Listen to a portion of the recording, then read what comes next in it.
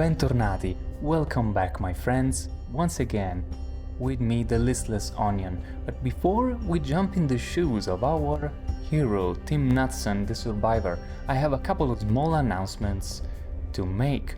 Now the first is that I updated, just now, Cataclysm to version 0.E, codename Ellison. I waited a little bit before doing this. 0.E came out some time ago. However, as it almost always happens when a major version comes out, there's still some minor adjustments to make. So recently, like 2 or 3 days ago, came out like the first, I think they call it point update or point release, which is meant to address those small things that might have slipped the last checks for the stable version. However, this being a stable version means that we will stay in this version for a while. It will also make it easier for you to download and start, because I don't have to tell you exactly the build number. Also, if you're picking the game right now, please do not jump in one of the experimentals. Reason is that because the stable version, the milestone, like came out really recently, the experimentals for quite a long time will be very experimental and very unstable. So you will probably have an awful experience if you're picking up the game for the first time, or if you are still, let's say, starting out with Cataclysm, because you will encounter a lot of strange things, a lot of work in progress features that will make your experience not so good. If instead you do like I did here and stick to the stable version, you'll get a much better experience. Second and third thing is that I'm making some changes to the way Cataclysm sounds. Now the first of the changes regarding sound and audio is that I switched the Soundpack to the ETS.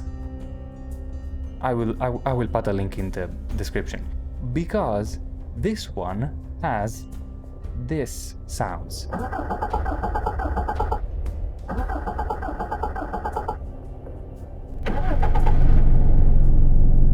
Right? Which is a great improvement for me. I didn't even know this was possible, but vehicle sounds, it is actually great. Then I turned the music absolutely off in-game.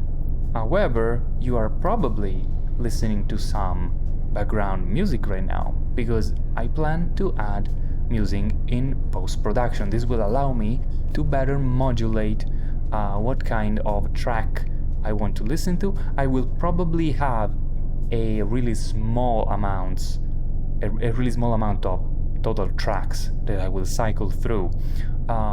But basically this is intended so that we don't have a strange moments like last time when we get into a totally peaceful farm and all of a sudden an extremely spooky track starts playing. And then last thing is I am trying the NVIDIA RTX Voice plugin. I've run some tests and it seems amazing. This is a plugin that works for everybody that has an NVIDIA GPU and uses basically artificial intelligence to remove background noise.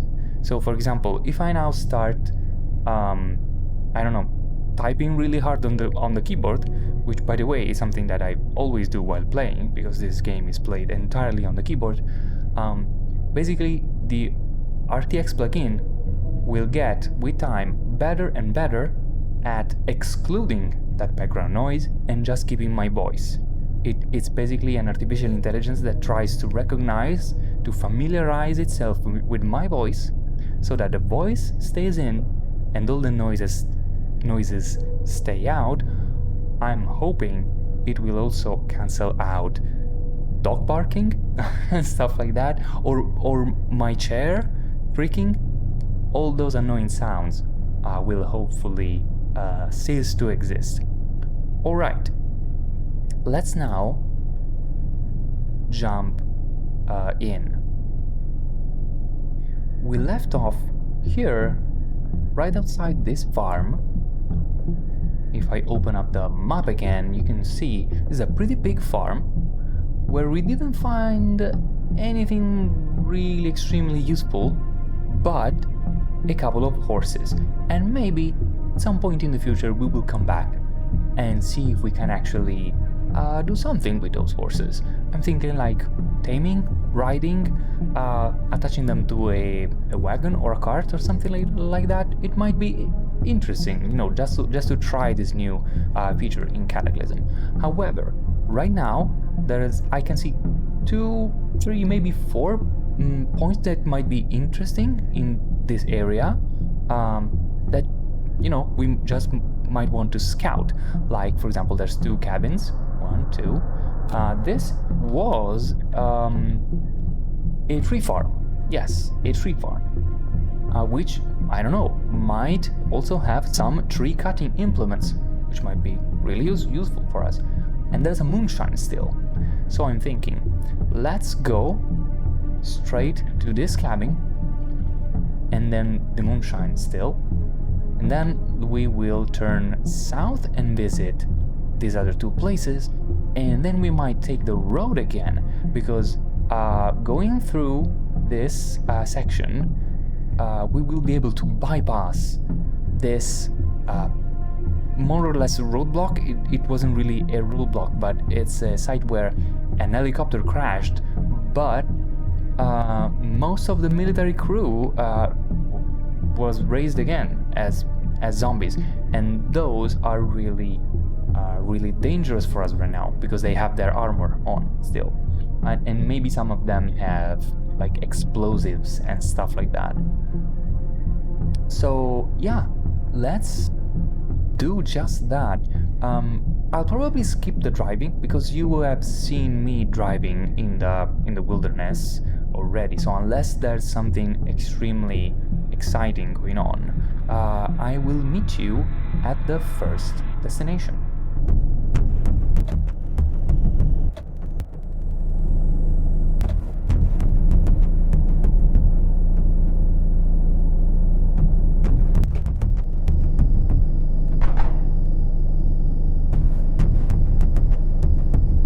Alright, we are in the vicinity of the first cabin. Now, I didn't turn off the engine yet, and actually stopped in a way where, yeah, well, we can see that the cabin is here. We can't really like actively see, but why did I stop? Because looking at the map, yes, you can see there is one Mr. Lepine Warner in here. It is basically an NPC. However, we still don't know if this NPC is friendly or not. If this NPC is not friendly, and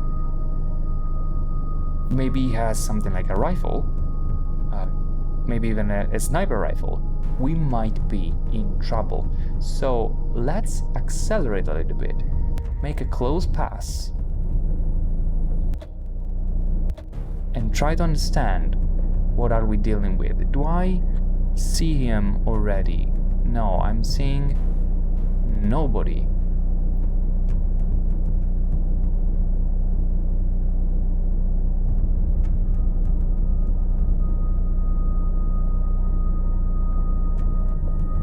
There he is. Let's try and take a look at it. At him. Him or her, actually. Mr. Lepine Warner. It's aware of our presence. It doesn't say hostile. Doesn't really say hostile. And he has a bucket in his hand. So maybe this Warrener guy is a genuine farmer that managed to escape the horrors of the cataclysm by staying at his small cabin farm. He has rabbits apparently, so maybe we can talk to this guy. Maybe he will have a quest of some sort for us. Maybe we can move on with him in here. So let's stop driving.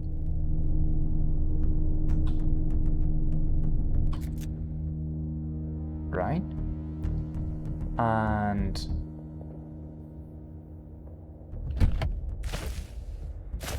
dismount the vehicle.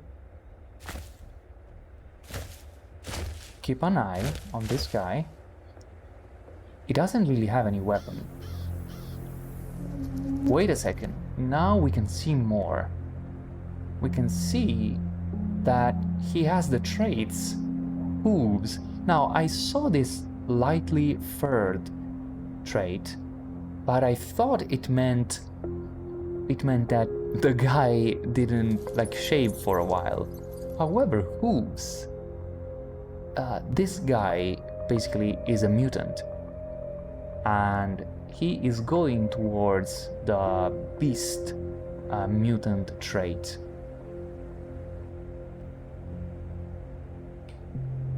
But who are we to judge, a guy that has hooves? Especially since he's not a zombie and doesn't appear like wanting to eat our face straight away, right? Can we chat with him from here? First of all, I would have to remember, how do you strike a conversation? Can you hear me from here? Apparently yes. Talk to Mr. I will call you Lapen. To Lapen Warrener.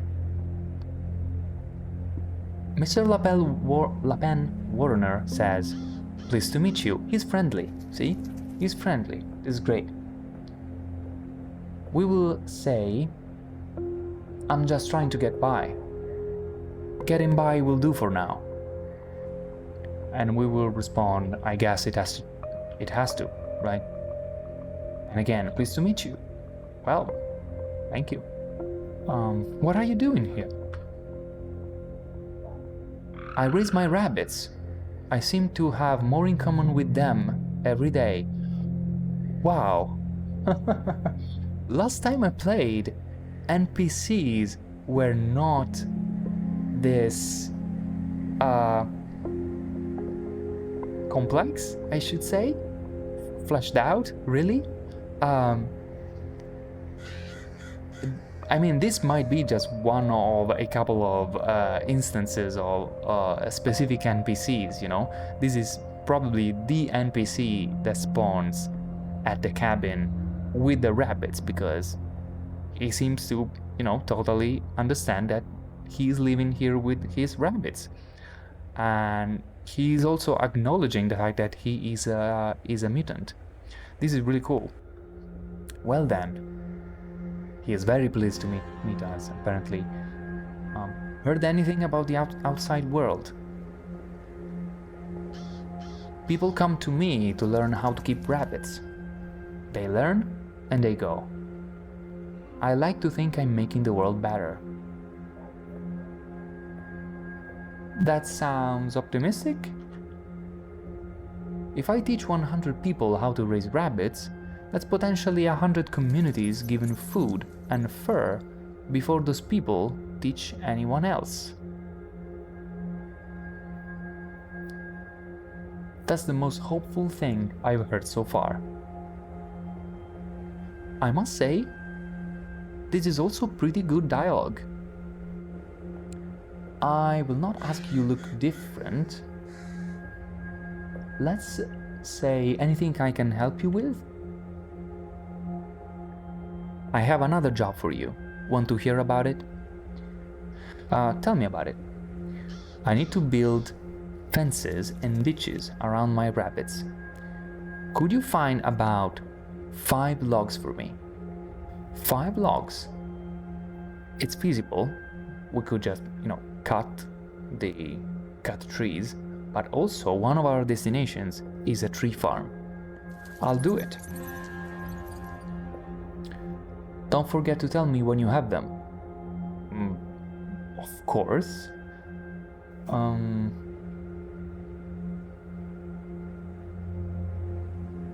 Not a problem. I don't have any more jobs for you. Okay. Well, bye. This was cool. This was a really cool little interaction, and it really helped fleshing out the game world a little bit more. One thing that this game really needed was a little bit more characterization, a little bit more like a feeling of what life is in this Cataclysm, and this really helps. I liked it a lot. Let's take control of the vehicle once again, and let's see if we can visit that moonshine still. I'm trying to think. Closest path would be probably getting through here, but I might try and park in here and use the forest trail. I will see you there.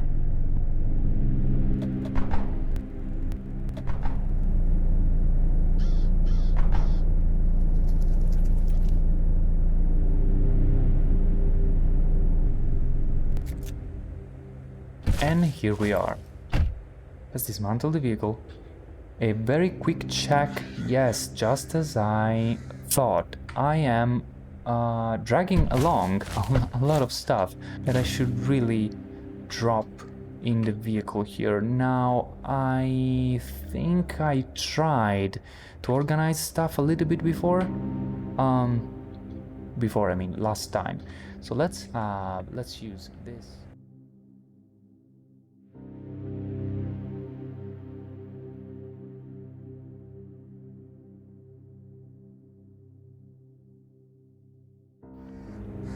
Yes, let's have the antiseptic.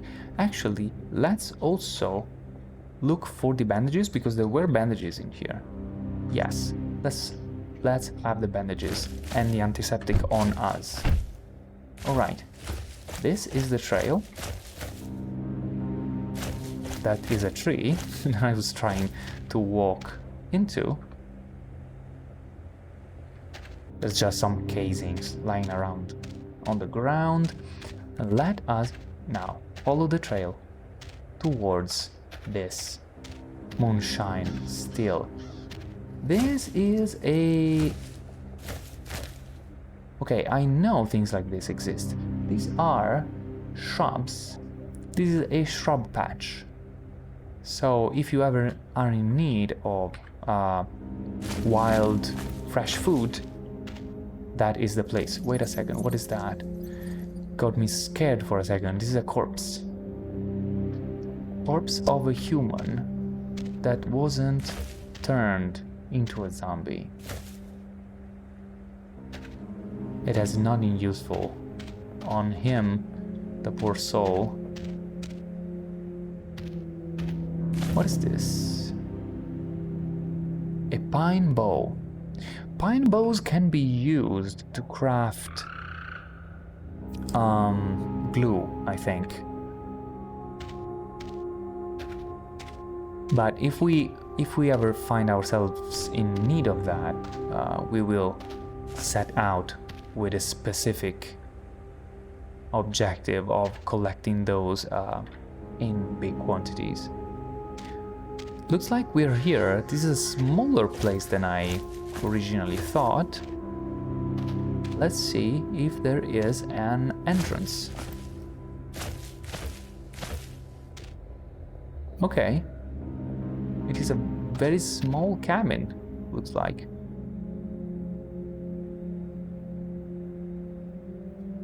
So, is there anything on the ground? Not really. This is a still. This is a still. So I'm thinking this is a basically a furniture piece. Something that is constructed. A still. I don't think we need a still. I don't know how we would... Maybe we could try and disassemble it?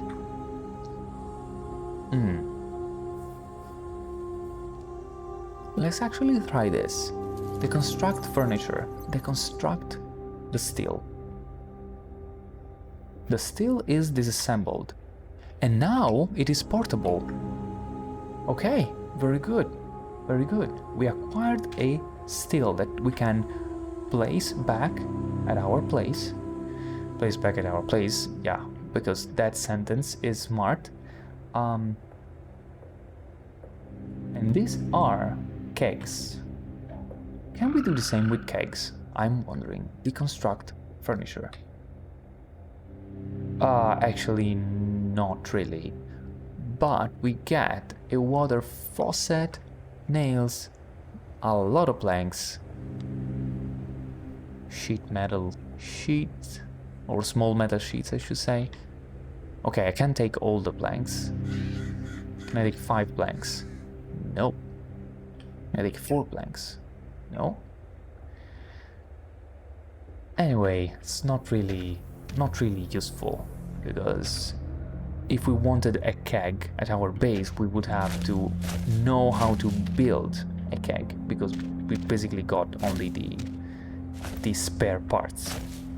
So nothing at all like the still. There's a newspaper page. They're not riots. According to head official at the Centers for Disease Control, functional MRI studies of rioters have fit autopsy data that suggests these people are under the influence of some sort of mind-altering agent causing erratic, violent behavior.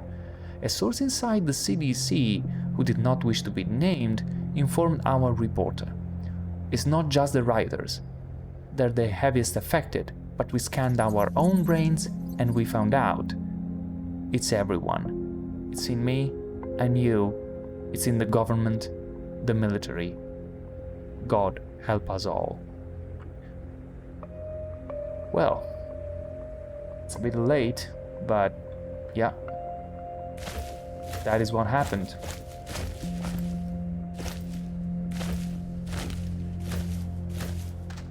Let's get back on the trail and let's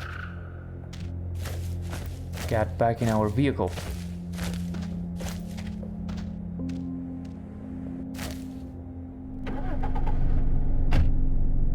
Alright, so cabin number 1 visited, moonshine still visited. I will catch up with you when in the vicinity of the second cabin.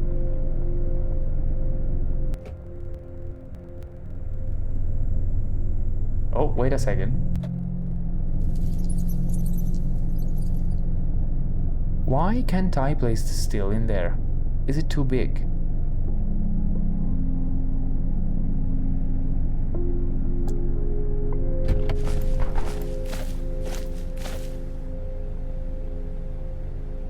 Actually, everything went on the ground.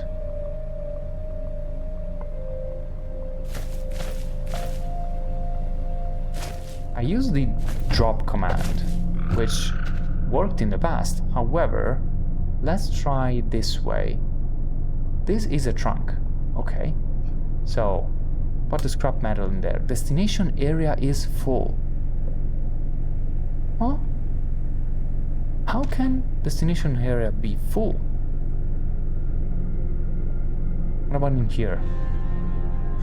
Okay. Alright.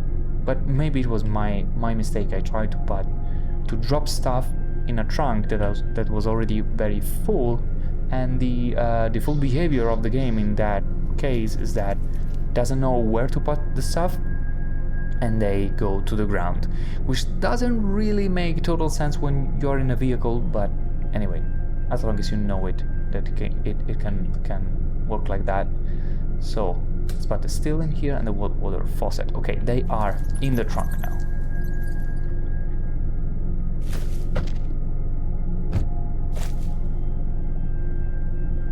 Let's take the control again and go towards the second cabin.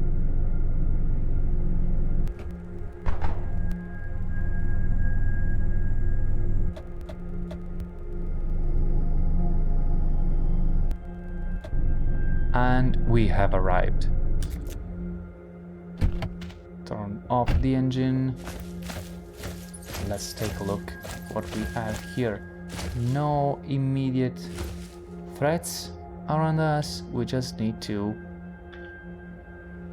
Oh. I was scared by the flashing red Z for a second there.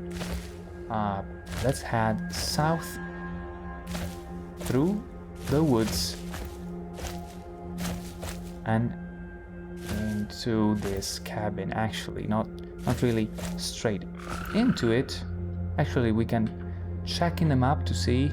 Okay, I mean, it is a bit cheaty, but being that, as I said before, that NPCs can be lethal in specific situation, and knowing if there's an NPC by looking at the map is really handy for survival.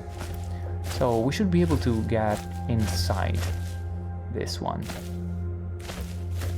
Now, if there's not an NPC, it doesn't mean it's totally safe.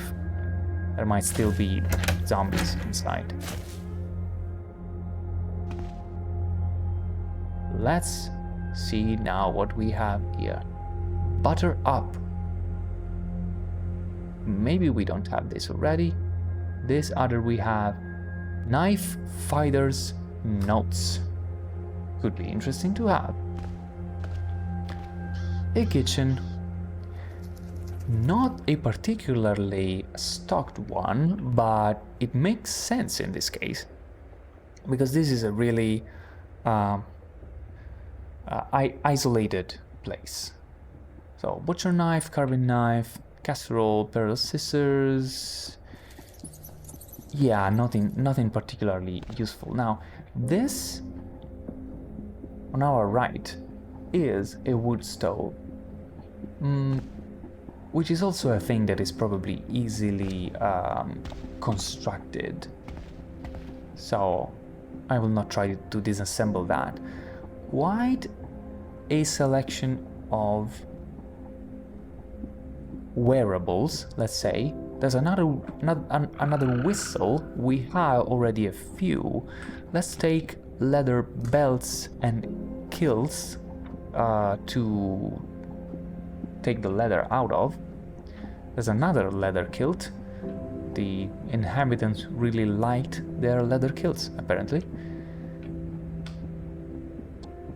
Ankle socks, silver earrings, thermal electric socks, pants, shorts, a hip flask of rum. Let's take this. All right. Blankets. You know why? You know what? We have a vehicle. We could get one blanket, because taking two at once is a bit too much for us right now. But you know, having cloth can be useful for crafting. Another headlamp. Briefs, basketball shorts, leather chaps, and nothing else really. We still have one little place to look at. Oh, it's a privy. I thought might have been a tool shed. I was actually kind of pumped to check a tool shed, because, you know, maybe hatchet. Instead, it's just a toilet, which is fair, I guess. I mean, everybody needs one of those.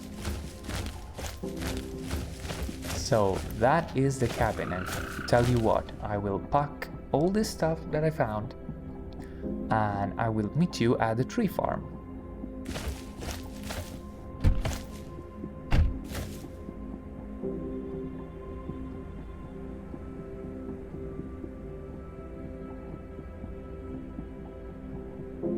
We just got 700 nails out of this abandoned cabin or shed.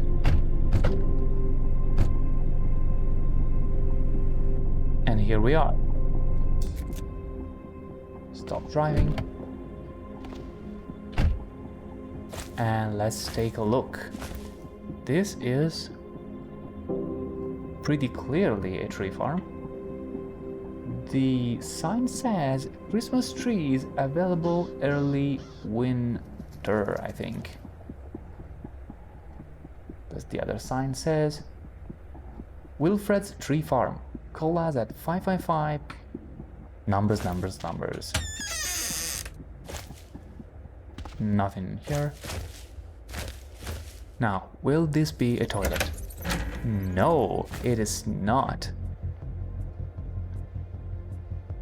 An electric chainsaw. Now, this is a find. Electric chainsaw. Now, don't look at what says in here. Bash 10. Because the chainsaw is now off. When you turn it on, its combat capabilities will surely change. And there's a wood saw, which is a useful tool. So all in all, nice addition, very nice addition. Now I would still prefer a wood axe or even a hatchet, but not bad at all, I would say. So let's store in here the wood saw, and where is it? The electric chainsaw, of course. I had the cursor right over it. So now, if we had enough charge, which we don't, we could use the chainsaw right away to cut a couple of trees and bring the logs to the guy, the Mr. Warner in here. But we don't. So why don't we take the road again and try and see what will be the next point of interest, and we will call it an episode in there.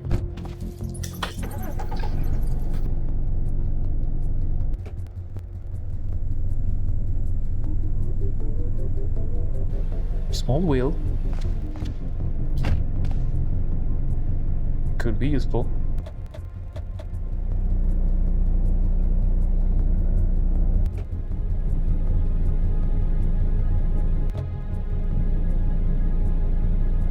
Let's make a note of this, and we will maybe come back to get the wheels.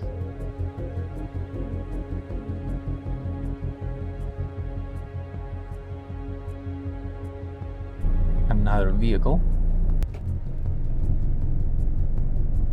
Some gas. Do we need gas? We might get something out of this. 4.5 liters. Nothing much else. So let's stop the engine. Let's try and get a container. What can we use to transfer the gas? Do I have a tank of some sort? I have an oxygen tank. Do I have a jug?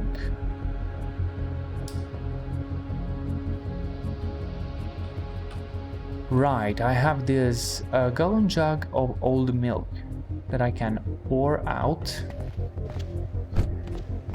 So let's pour the milk on the ground. The old milk. Yeah, port here. We will then need the rubber hose. Examine again. All this gas is leaking out, unfortunately, so I want to siphon this into a container, the gallon jug. And then I can fill this vehicle tank from the gallon jug. Zoom out again. Oh wait, I didn't check in the trunk. There was something interesting in the trunk. There's a bottle jack. We already have a couple of those. So let's take the road again and let's see if we find something really interesting or really dangerous. Like a 16 inches racing wheel sitting like that on the ground.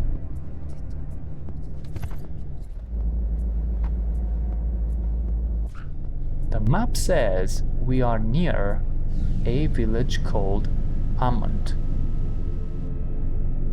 Hammond looks like another Kennebunk, which could be nice, but also maybe a little bit boring. What is this? A homeless camp and 4 houses. So we will probably, well, not probably, but most certainly, we will stop it here for now. We have really explored some useful sites. We made a friend in Mr. Warner, and we will take a look at the town of Hammond in the next episode. This is the Listless Onion, and thank you for watching. Ciao.